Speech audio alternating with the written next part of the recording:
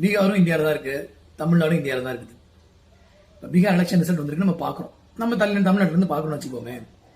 ஒரு ஆளுங்கட்சி, ஆளும் கூட்டணி மறுபடியும் ஆட்சியை தக்க வச்சிருக்காங்க. ரிசல்ட் பார்த்தோம்னு சொன்னோம்னா லேண்ட்ஸ்லைட். லாஸ்ட் டைம் வந்து ரொம்ப க்ளோஸா இருந்துச்சு, ஆளுங்கட்சி எதிர்கட்சிக்கான போட்டி வந்து ரொம்ப க்ளோஸா இருந்துச்சு.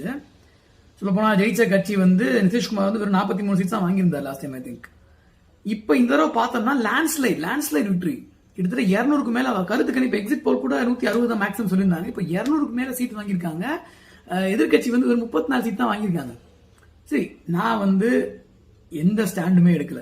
ஓகே, நான் வந்து தூரத்தில் இருக்கிற தென்கோடி இருக்கிற ஒரு மாநிலத்தை சேர்ந்த ஒரு சாதாரண பார்வையாளர்னு வச்சுக்குவோம். ஒரு மாநிலத்தில் ஆட்சி வந்து தக்க வைக்கிறது நம்ம தமிழ்நாட்டிலையும் பார்த்துருக்கோம்.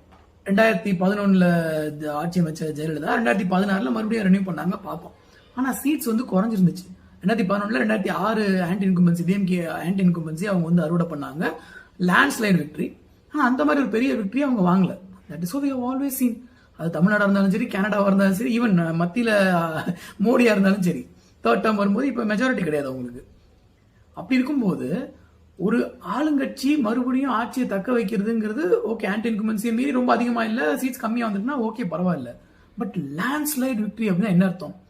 தேனாரும் பாலாரும் ஓடணும். இது வரைக்கும் வரலாறு காணாத ஒரு சிறந்த முன்னேற்றத்தை பார்த்தா தான் இந்த மாதிரி ரிசல்ட் வந்து சாத்தியம் கண்டிப்பாக. ஆனால் ரிசல்ட் எடுத்து பார்த்தோம்னு சொன்னோம்னா ஜிடிபியில் ஒரு முன்னேற்றமும் இல்லை.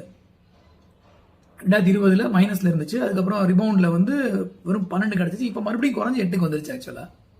சரி, அதெல்லாம் விட்டுருவோம். பெர் கேபிட்டா பார்த்தோம்னா அப்பயும் இப்பயும் இந்தியாவிலே லோவஸ்ட் பீகார் தான். தமிழ்நாட்டில் நிறைய பீகார் சகோதரர்கள் இருக்காங்க, அவங்கள 10 வருஷம் மேலே பார்த்துட்டு இருக்கோம்.